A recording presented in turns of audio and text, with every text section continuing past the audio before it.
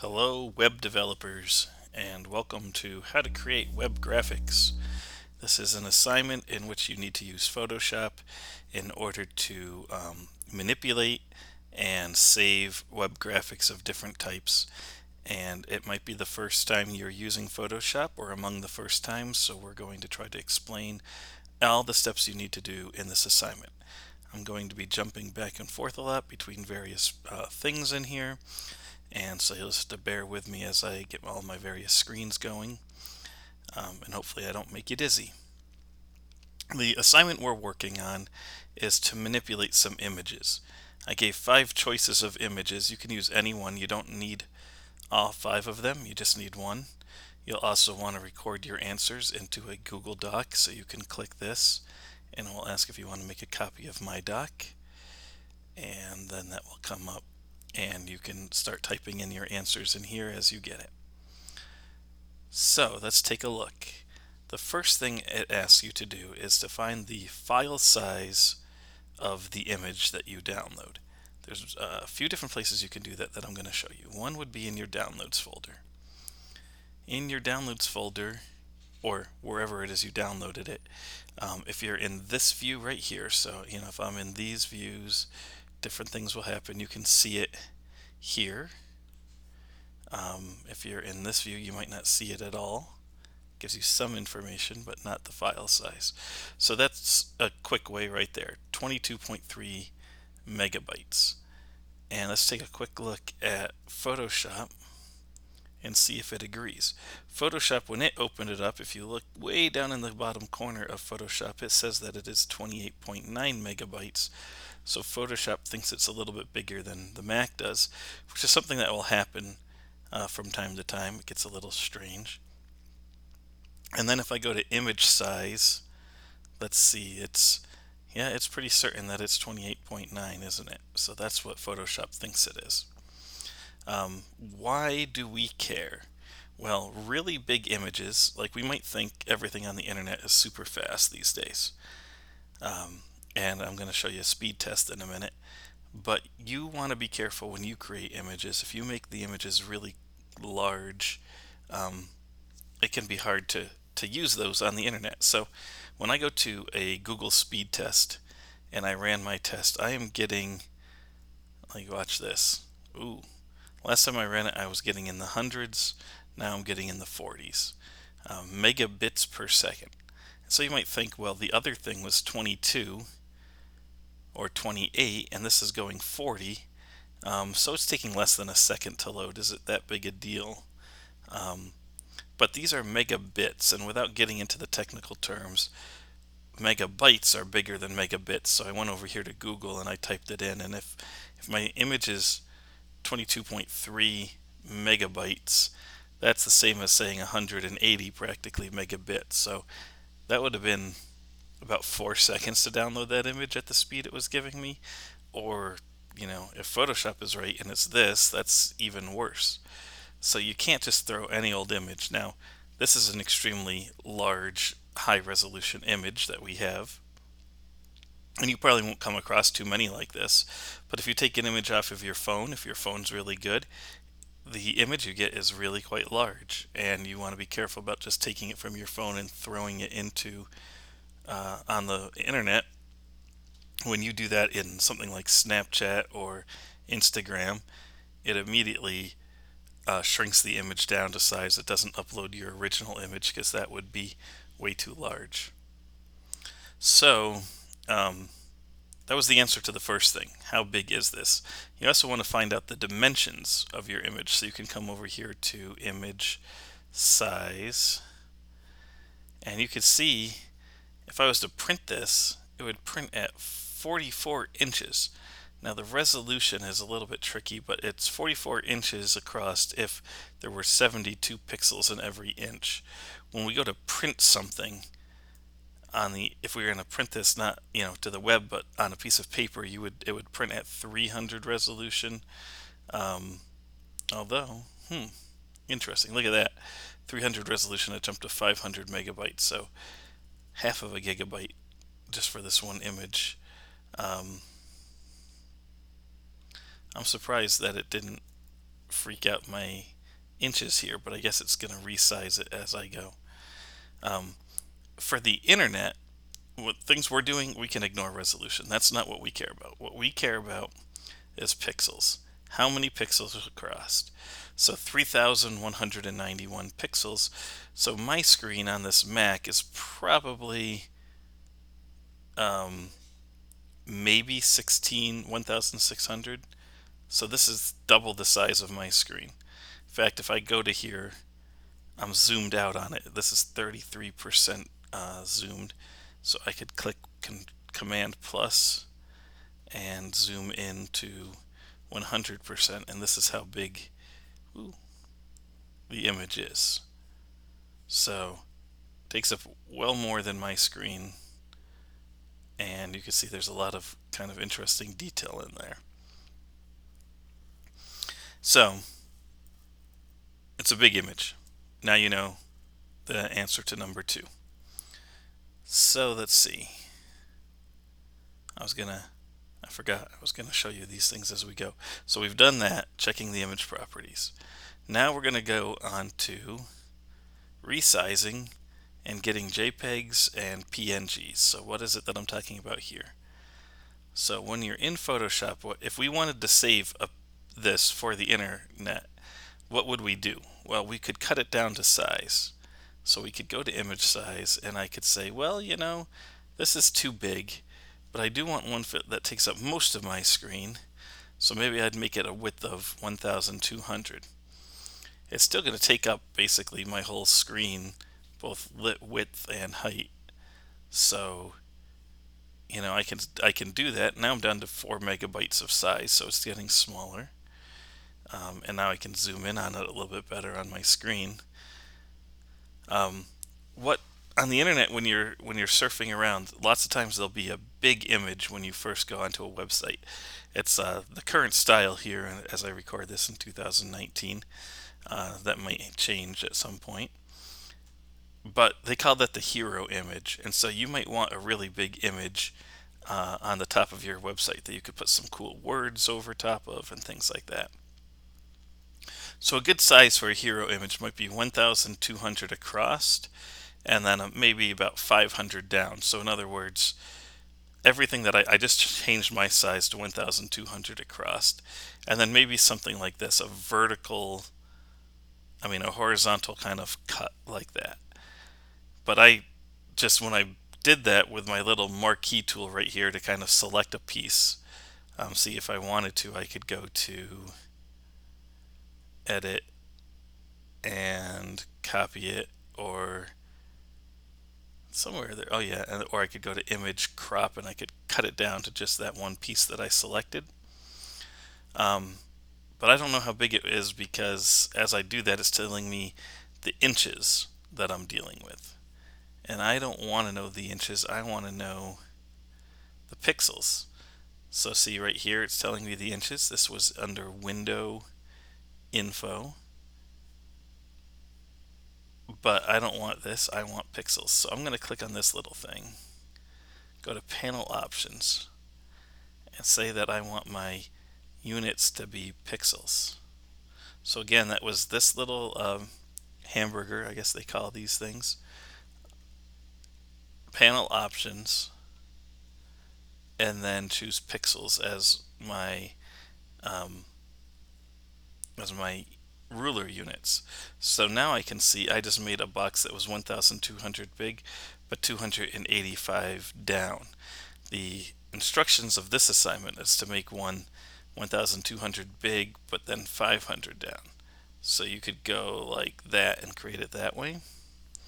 I could also, I'm going to go up to deselect to get rid of the box I just made. I could also do this with the crop tool. So the crop tool is 1, 2, 3, 4, 5 down. If it's not there, it might look like one of these instead. If you have your toolbar this way, which is what I prefer, the crop tool is going to be the third one on the left. And look, the height and width is right here, and as I change this, it pulls it down, and if I let go, I can get back to it and try again. With this way, if I don't get it right the first time, I can't change any of it. I just have to try again. So the crop tool is a lot better. Now, that being said, let me undo what I just did. So I'm just going to take the bottom piece of this because I want the cool white part just to be a little bit at the top of this image, and then I want it mostly to be black and stars. So I'm taking this piece of it. You, of course, could be working with a different image. Boy, I am having a hard time getting it to be exactly 500 today. But that's okay, because I can try again. I saw the number there for a second. There we go. If you change your mind and you want it somewhere else, you can still click and drag the image around and kind of find where you think it's the best. So maybe I want that white piece at the bottom. Yeah, maybe I like this more.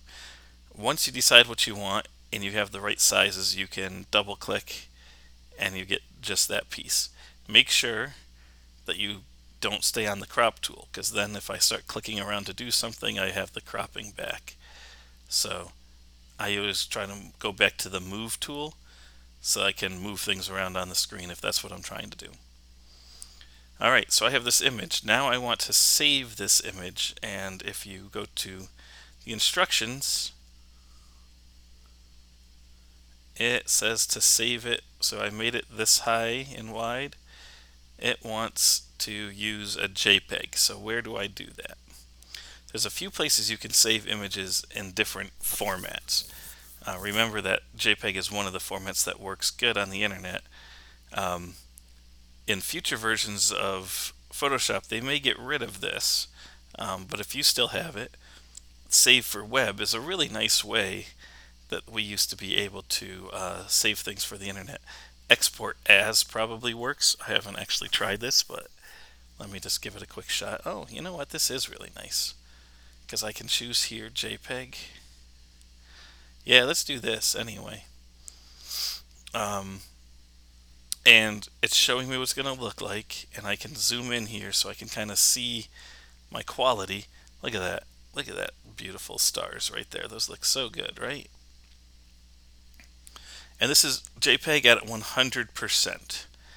And if I save this at a JPEG at 100%, my final size is going to be 969 kilobytes, which is almost 1 megabyte.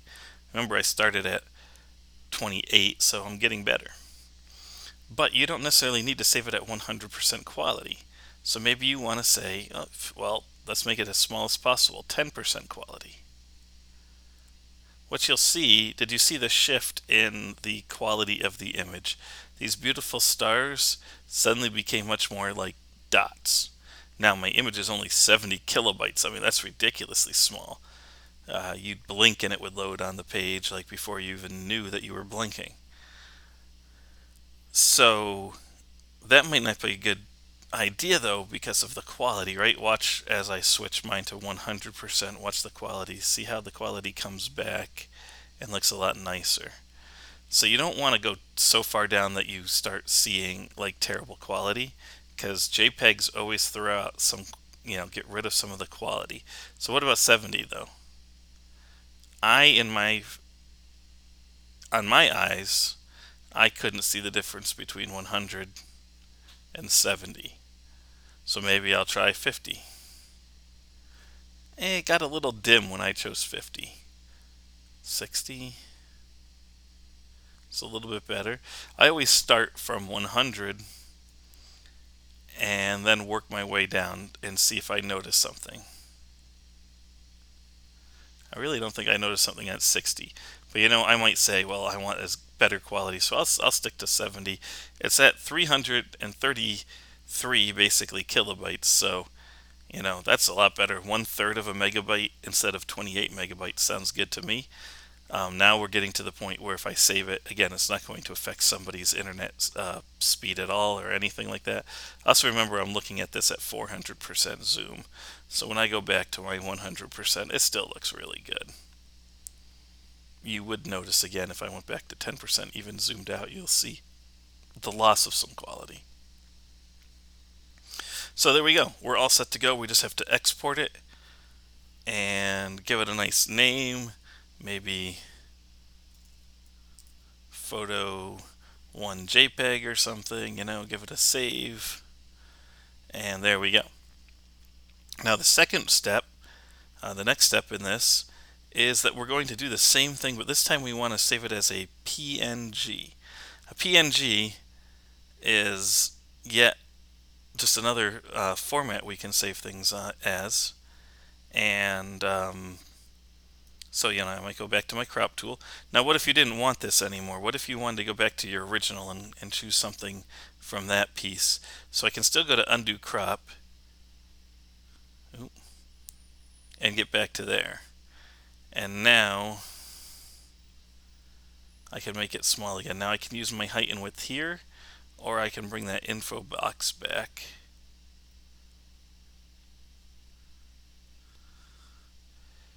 So my height is at, if you get it at 500 or 1 or 499, no one's going to complain. It's perfectly fine. Okay, so there we go. Now, again, I could move this around. Maybe this time I want, whoa, I didn't know you could rotate while you moved around, so you might want to be careful about that. Hey, but maybe that looks cool. So maybe that's what I want. Well, I do want this. I do want, ooh. All rats. Try again. It might be easier to actually crop at the spot that I want it at.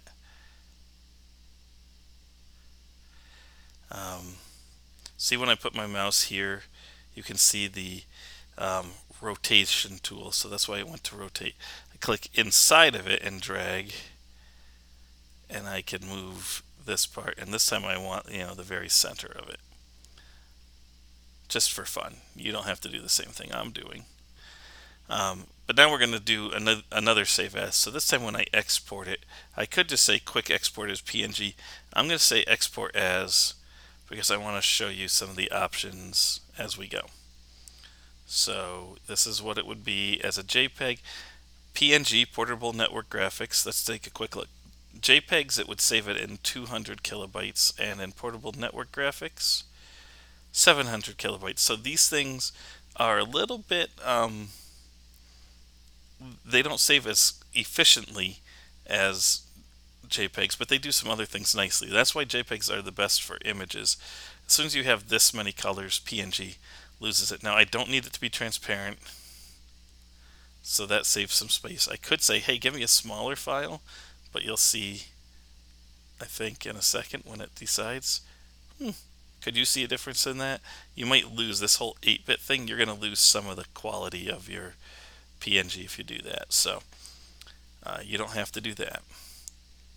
I'm just going to export it and then save it maybe as space 2. And again, here's my final kilobytes. So now I've done that. Okay, what else do we need to do in this assignment? Yes, step 5 is to create some text. So let's take a look at the details of that. My cat just came to say hi. So I'm going to create a graphic that is 100 pixels height, 800 pixels wide, and I'm going to put some words on it. And I'm going to ask you to do a few things with the words. So let's take a quick look. I'm going to have to refer back to this as we do this, right? Because I'm going to forget those details. Custom size, width of 800, height of 100. Again, resolution doesn't matter. We're on the internet. Everything else for right now should be fine. Actually, what do I want my background to be? There we go. What if I start with a transparent background? Because this one's going to ask us to make something transparent. So I'll just start with a nice transparent background. I can go to my text tool, and we're dealing with space, so we want to make something spacey. What if we wanted to make a logo or a header about astronauts? Astronaut database. This is for all the astronaut superstars out there who want to have their own database. So what I did so far is I clicked the T and I just started typing. Now, depending on the last settings that somebody used on your computer, the things that are typing up here could be very small, they could be really large. So sometimes it's best just to start typing, get it to say what you want it to say, and then start playing with what you want it to look like. Right? So let's just choose a fairly simple font to start with, but let's make it much bigger so I can actually see what it is I'm doing. And this is the color that I might make my text. Now you might say to yourself, why did you make such a small image with it being only 100 tall? But that's still 100 tall on a computer screen is plenty big for text. Interesting that it's cutting off the word database. You see right here, this is like my text box, and so there's not enough room here for the word database, so I'm going to have to stretch that. And then finally, since it's big, I can see that I made a typo. I might zoom out a little bit so I can see this. And now I'm seeing that maybe my words astronaut database are too big for the size that I told it to make, so let me shrink it down a little bit. You don't have to choose one of these, you can type anything you want, so I could try 66. Oh, that's good. However, I shouldn't get too excited because there's still some things I want to do on this to make it look different. So let's see what my requirements were. Oops, wrong one. Choose a font and a color. The size should be from 36 to 72. And then I'm going to do some adjustments to it. So font and color. So what would a good font be for an astronaut database? Astronauts are kind of no-nonsense people, but it's also kind of futuristic. Did you know there's a font called Futura? Oh man, yeah, that's it right there. That's good stuff. And then what color would a website about astronaut database be? Some sort of deep, dark blue. Like that. That would be cool. So I choose that. And there we go. Astronaut database. That makes me happy. One other thing I said that you had to do. We're going to go up to Window. We're going to go to Character. And this is going to give us some options on more details of what we want this to look like. You can choose the fonts again from here. You could say, oh, instead of condensed medium font of Futura, I want a medium italic font of Futura. Ooh, that's kind of cool. I might have to make it smaller because it's not condensed anymore. I like that. I like that italic. That's nice. And then there's a bunch of other options on here. This one's kind of funny, stretching out the size of the letters. I mean, I rarely do this because it's always going to look weird, but you can do it. The color you could choose from here. You can choose what they call the fake italics. That means like make it bend even more. But the one I'm really looking for is this VA right here, which is, they call it the tracking. Here it is. Sorry, this VA. And it says metrics. What we want to do is we want to see if it lets us type in numbers here instead. And we're going to change how much space is between these letters. And like, so I can say to myself, oh, you know what? Let's make like whatever 30 kerning is. Nope, it doesn't like it. I think it stopped giving us some of the options for kerning. It used to let you mess around with this, but now you don't have as much choice. I wonder if there's a way to unlock that, but that's a bummer. I can tell you this, the metrics one is a little bit spread apart, and the optical one is a little bit closer together, and let's see what the zero is. More spread apart. So I'm going to choose the optical one where they're a little close together. if you get to a point where you can figure out how to adjust that kerning, or if I make another video explaining it when I realize what's been going on, um, you can do some really interesting things. There you go. If I don't have it highlighted, okay. Because you can make things really tight together by changing this number by a lot. Is that just changing the one here? I hope it's changing all of them.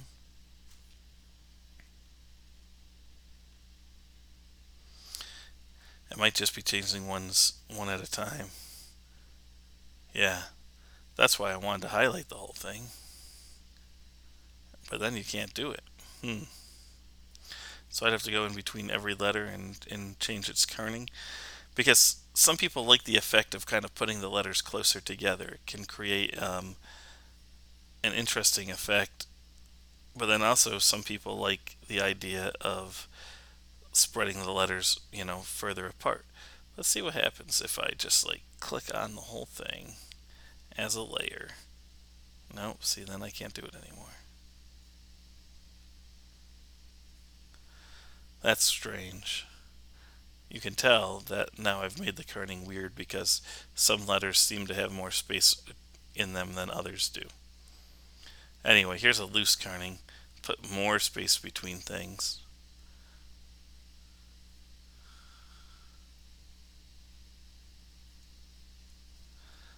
Can I change the tracking? What does tracking do? Okay, so, boy, now I look silly. But now tracking is the amount of space between them, and kerning is when you do one at a time, and tracking affects the whole thing.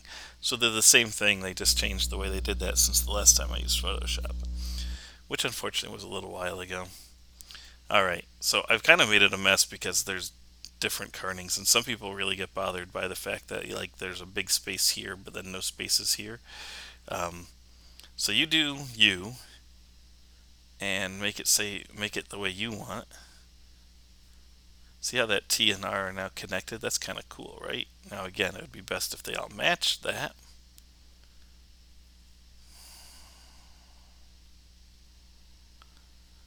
But I'm going to stop playing around because this video is getting ridiculously long as I play around, right? And you're wishing I moved on. What else?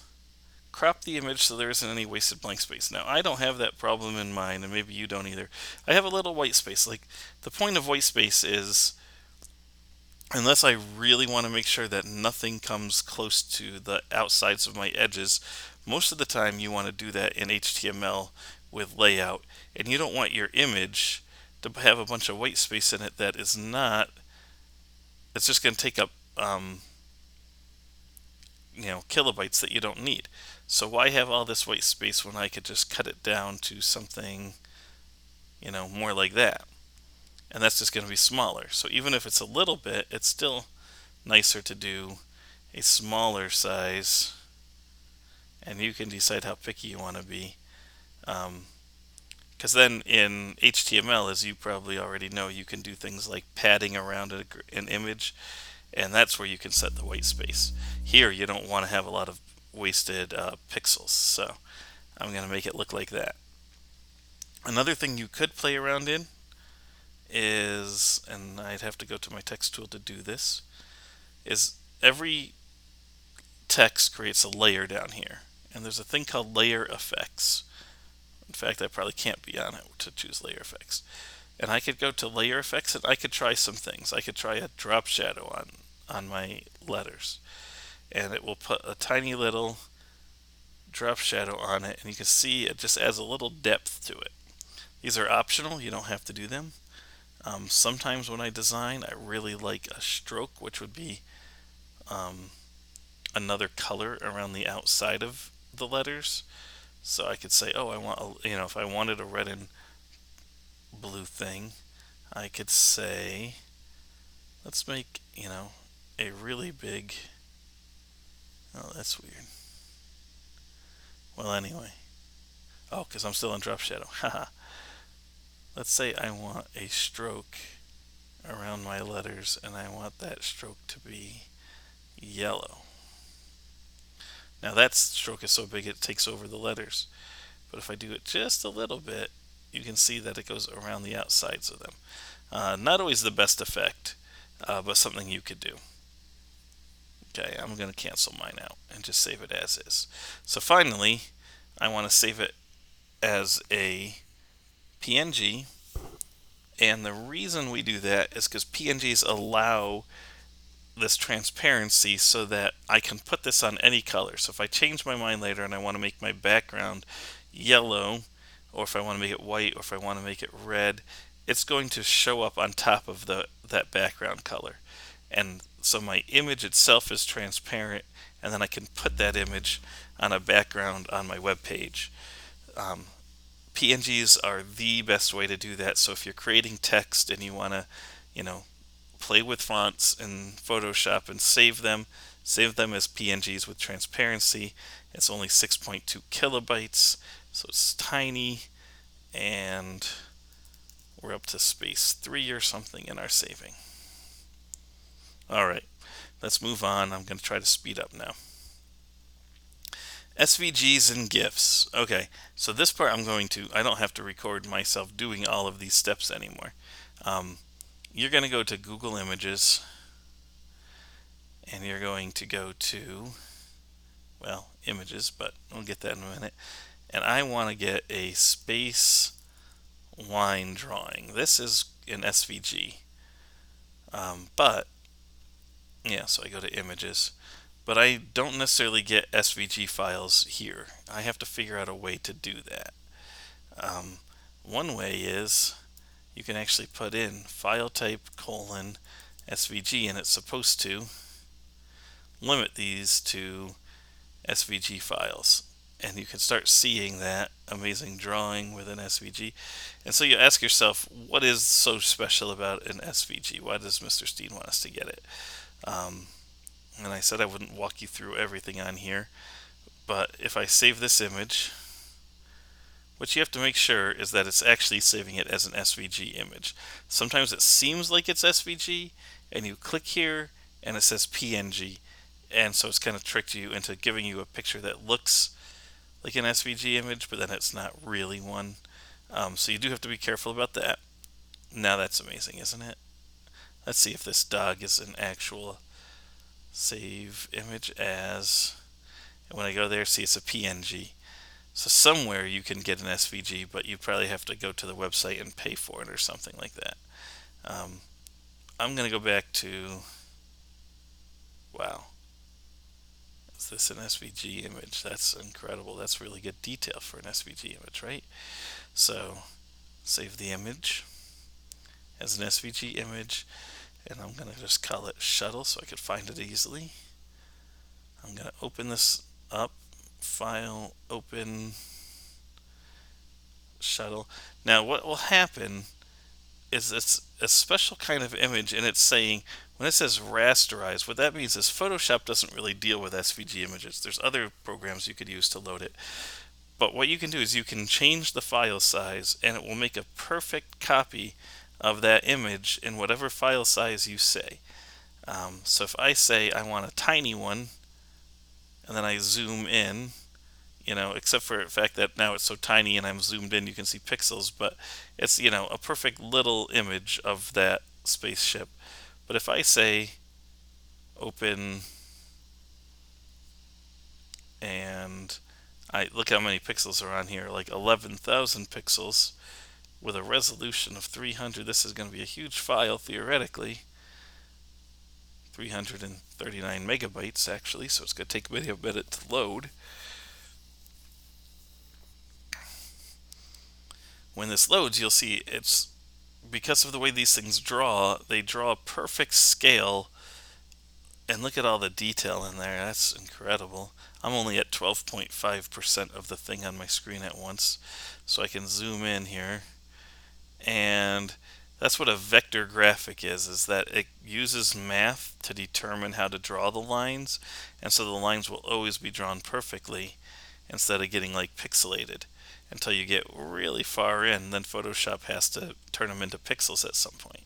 But look at the original file size for this when I downloaded it. So I go over here, my shuttle, It's 239 kilobytes, and yet in Photoshop I can make it really, really huge and have a ton of detail on it. So just a kind of fascinating idea that they came up with as a way to another way to draw images. And if you're really into this, you probably could take graphic design or design tech and do more work with these kinds of images. But that is about all. I'll tell you about the only other thing left is finding an animated GIF and how animated GIFs work in Photoshop. And you can do that again through Google. You can just search for GIFs, or you can maybe even say file type GIF and outer space, and you'll get some images. You can't tell if it's a animated thing here because Google Images doesn't tell you that. So you'll have to figure out another way to see if they're animated, such as visiting the websites, and see if you can find an interesting one and take a look at it. So that's enough for me. Sorry I went on so long. Hopefully this is helpful.